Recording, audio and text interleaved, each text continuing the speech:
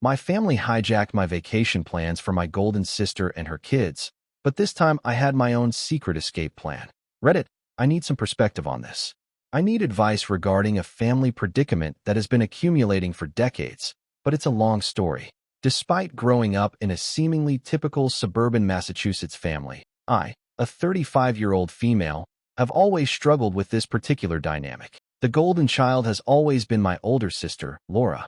Our home has been a monument to Laura's life since I can remember, with every wall adorned with her accomplishments and every discussion focused on her life. My parents were too busy getting ready for Laura's college interviews to buy a cake for my 10th birthday, which I can still clearly recall.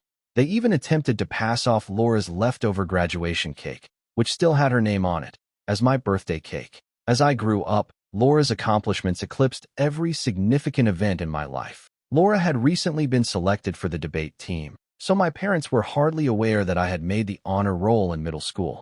Laura had to tour a college campus, so they were unable to attend the ceremony when I won a local painting competition in high school.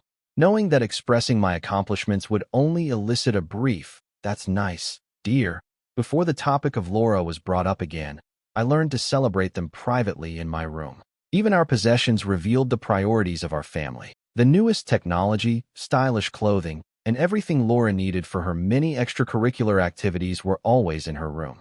In contrast, my room was filled with hand-me-downs. When I expressed interest in taking music lessons, I had to make do with Laura's abandoned violin, her old clothes, and her old school supplies. I had trouble playing the violin since it was too large for me. We already spent so much on Laura's piano lessons this year. My mother responded in response to my request for a suitably sized one. All the way through high school, the trend persisted. I was forced to use borrowed library books to study while Laura received private instruction for her SATs. My parents took out a loan for her to buy a car for college. They advised me to take the bus when I needed assistance getting about. Laura's needs and desires were at the center of every financial choice, family discussion, and holiday preparation. It was really difficult in college.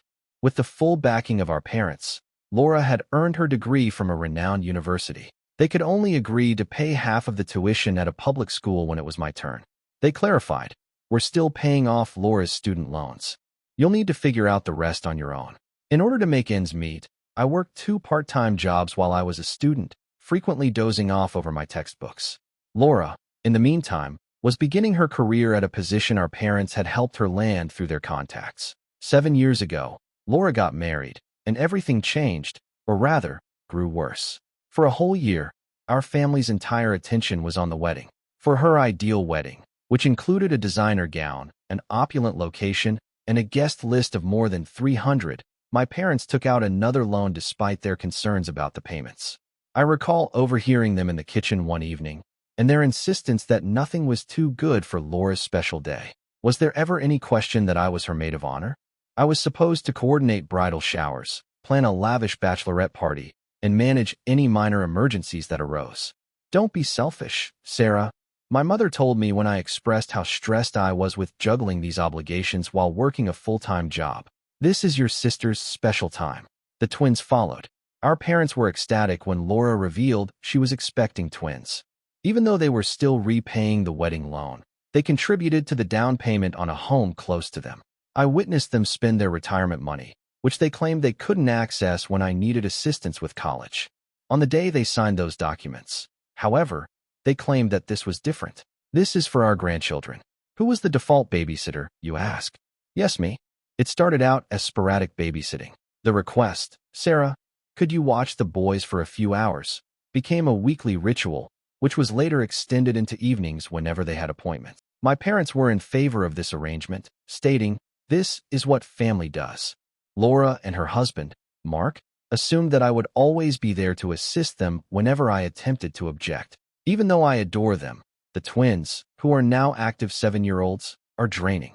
The routine is the same every weekend. Laura unexpectedly drops them off at my place, usually with a pretext that she needs me time or has essential errands to run. The lads run amok, transforming my tiny apartment into a catastrophe. Laura starts crying about how overwhelmed she is when I try to set limits or ask for advance warning, and my parents criticize me for not being supportive. I put in a lot of overtime to establish myself in the marketing industry. I recently received a promotion offer that would involve greater hours and more travel. When I brought up this topic during a family dinner in the hopes of receiving some congratulations, my mother remarked, "But what about the twins? Your sister needs you here," Laura added. "You can't take that job, Sarah? Who will help me with the boys?" It seems as though my time, profession, and life are completely irrelevant. My father adds, "Family should come first, Sarah." My mother always responds, "Your sister has 2 children to look after. You don't know what tired really means." When I try to explain how overwhelming it all is, Laura accused me of being envious of her life and her kids. She replied, "You're just bitter because you're still single," as though my marital status were the only factor that determines my value as a person.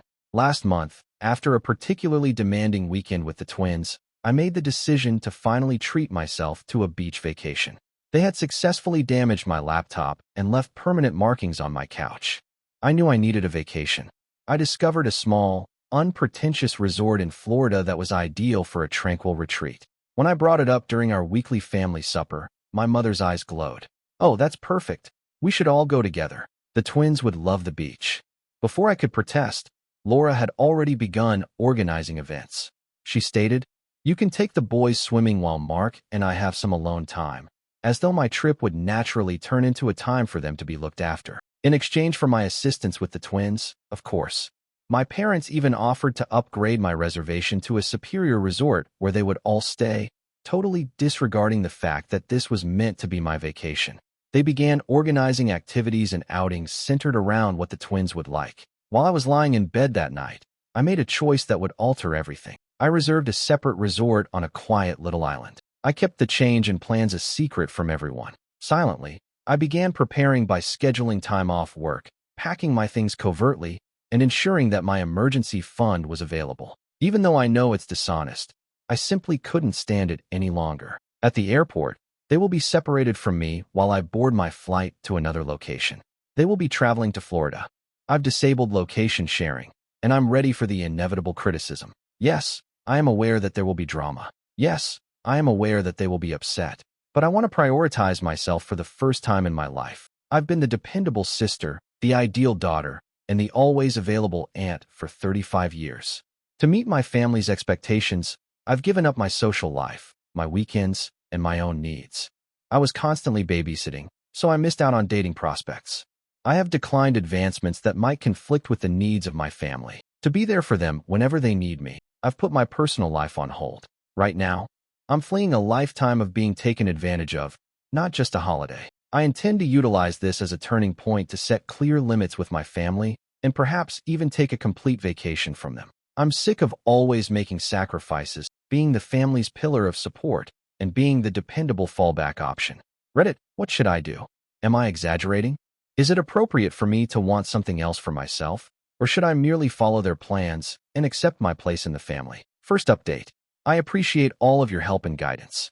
Since my last post, a lot has transpired, and I want to explain how it all turned out. Although everything went according to plan, the day at the airport was more emotionally fraught than I had anticipated. I purposefully chose a different check-in station that was far from where my family would be when I arrived early. I watched everyone come through the glass walls of the terminal.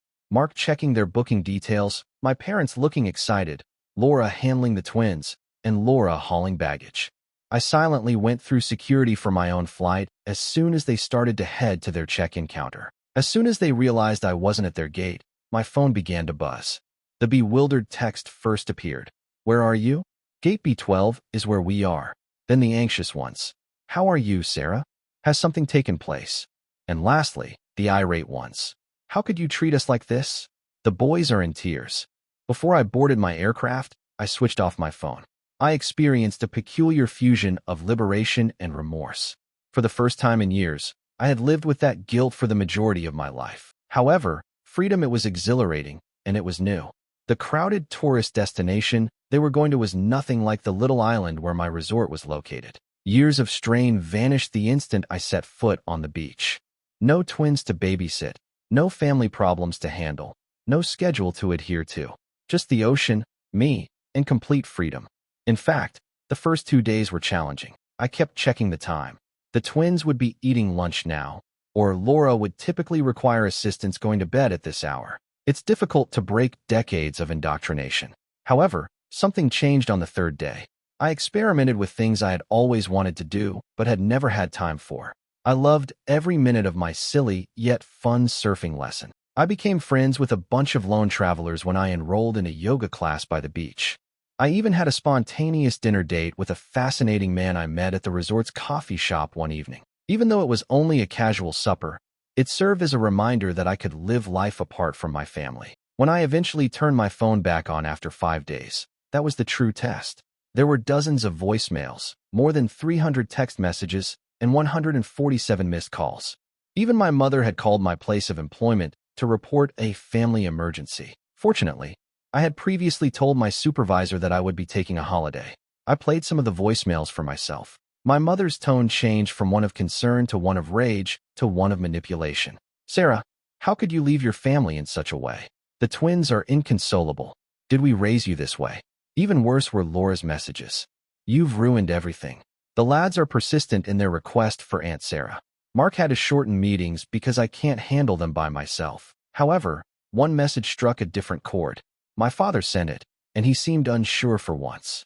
"Sarah, please let us know you're safe." Even though I don't understand what's happening, I had never heard him talk to me without instantly defending Laura or pressuring me to do more. Before turning off the conversation and resuming talking to myself, I texted our family group chat just once. "I'm having a great vacation and I'm safe. When I get back, I'll get in touch with you. Please give me space." The following 5 days were life-changing.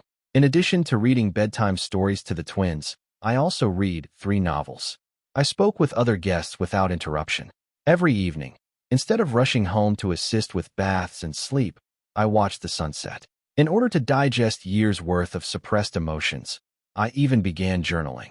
I ate dinner at a little beachside eatery last night. When the elder waitress saw that I was alone, she inquired as to whether I was content with my seclusion. After I gave her a brief explanation of my circumstances, she said something that stuck with me. "Family is vital, honey, but not at the expense of your own well-being. Putting yourself first is sometimes the boldest thing you can do." I didn't head straight to my flat when I got home. In order to give myself time to get ready for the inevitable confrontation, I had reserved a hotel room for 2 nights. During this period, I updated my work emergency contacts, changed the locks on my doors, and above all, put my boundaries in writing. My family found out I was back because I accidentally liked a coworker's post on social media. My mother and Laura arrived at my apartment building in a matter of hours, constantly buzzing my intercom. Across the street, I watched them from the window of my hotel room, feeling oddly cut off from their spectacular performance. I'm going to confront them tomorrow at a neutral coffee shop, not my residence.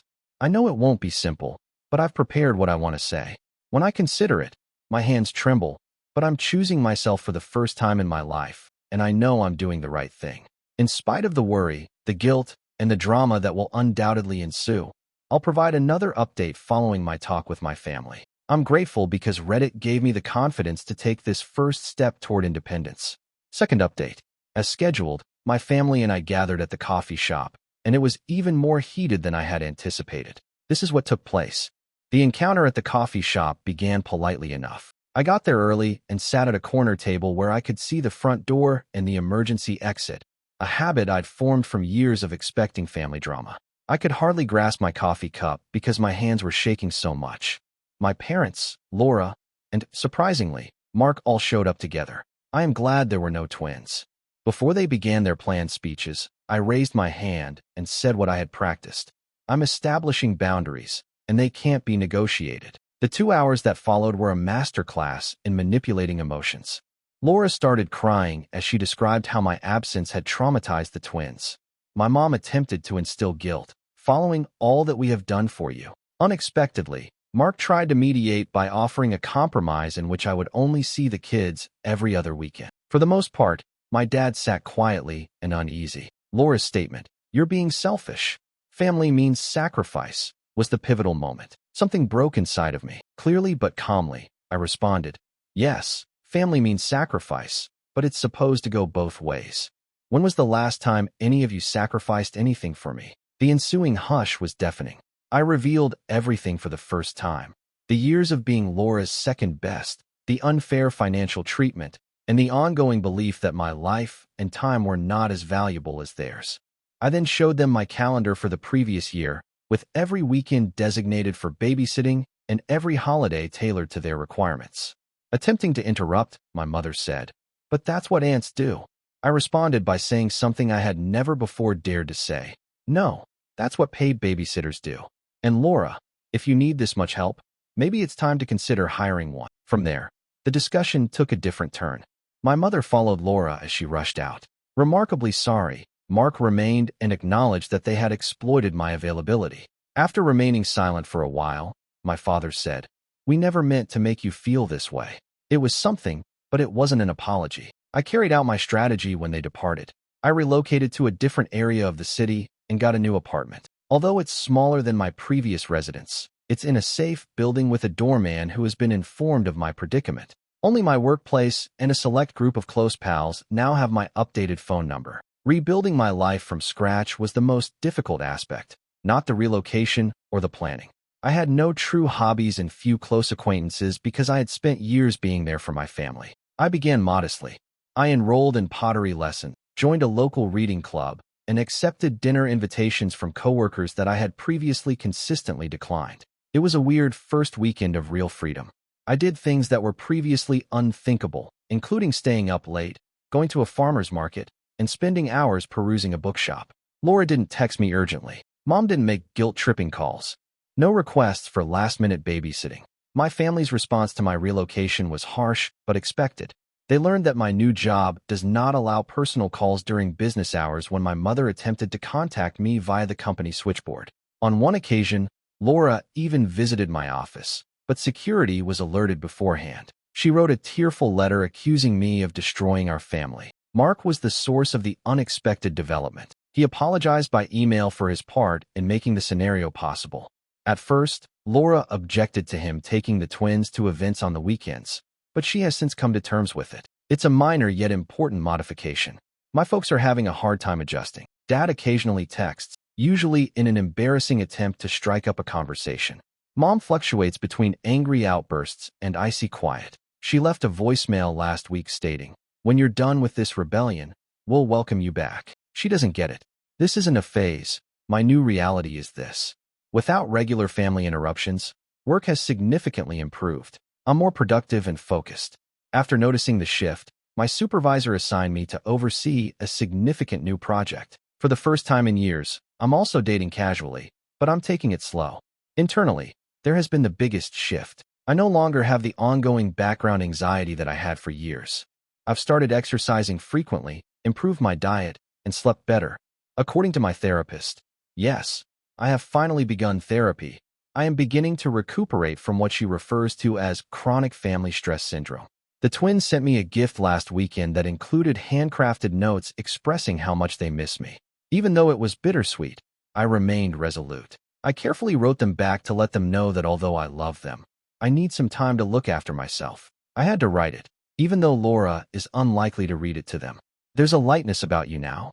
You look years younger," observed an old acquaintance of mine when I ran into her yesterday. She is correct. I feel lighter, in spite of the angry text, the efforts at emotional manipulation, and the guilt that still surfaces, more liberated. Family love shouldn't feel like a prison sentence.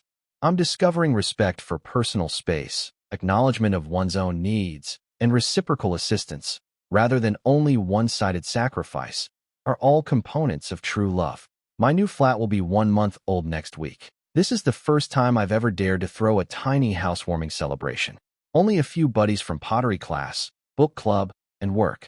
No expectations, no drama, no family. Just individuals who embrace me for who I am. I'll provide another update soon. I'm grateful to Reddit for giving me the confidence to make a life shift. Third update.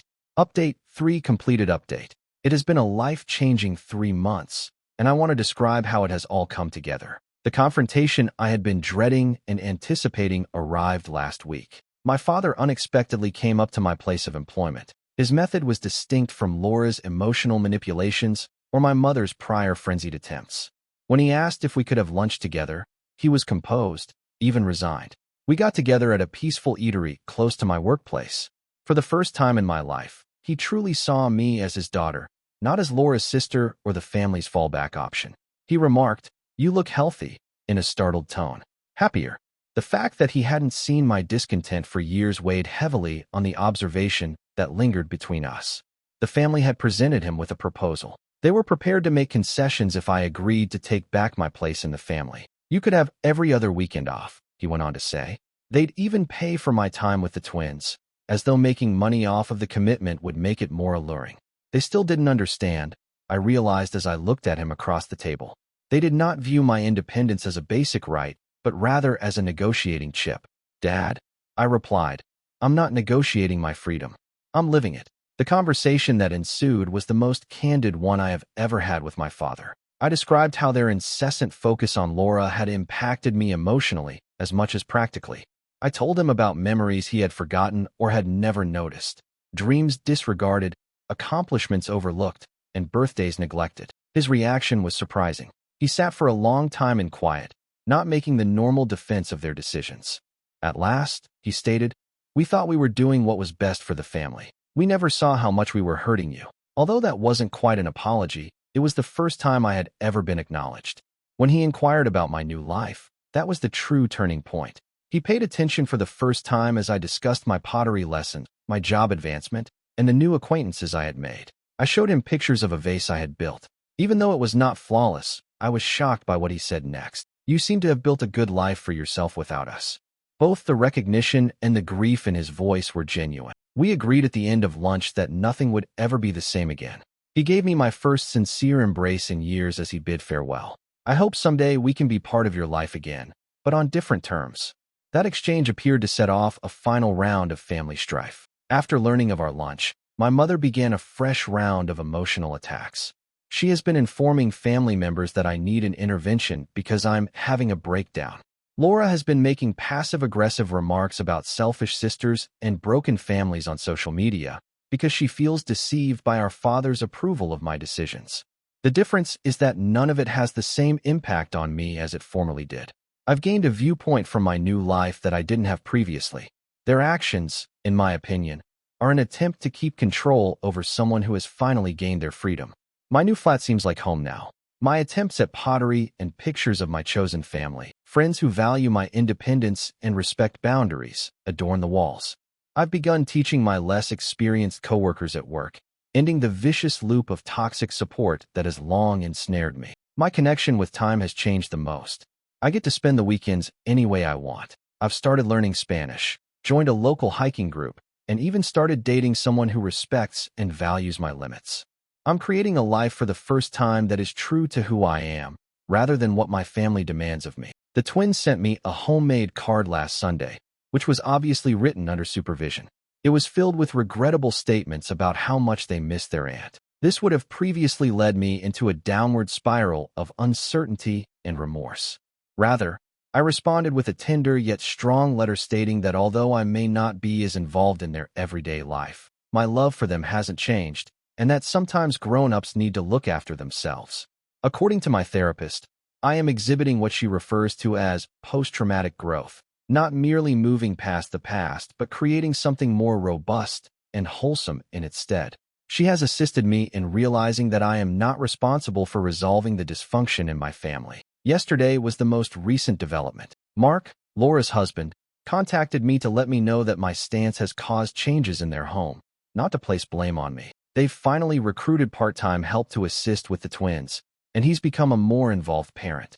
Mark believes it's better for everyone, but Laura is having trouble adjusting. I'm sitting in my home office getting ready for a business trip next week as I write this last update, something I could never have done in my previous life. A framed quotation that speaks to my path is on the wall behind my desk. Sometimes the bravest thing you can do is set yourself free. I want to express my gratitude to everyone who supported me and followed my tale. You gave me the confidence to make my own decisions.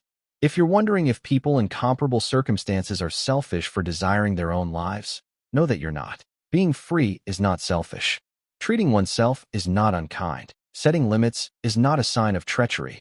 I have no idea how my relationship with my family may develop in the future.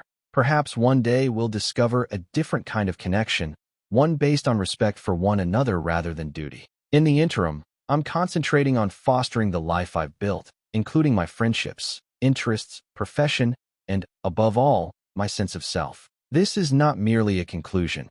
It's just the beginning, and I'm looking forward to what comes next for the first time in my life. Thank you for watching. If you haven't subscribed yet, please do so and hit the notification bell to stay updated with more shocking real-life stories happening around you.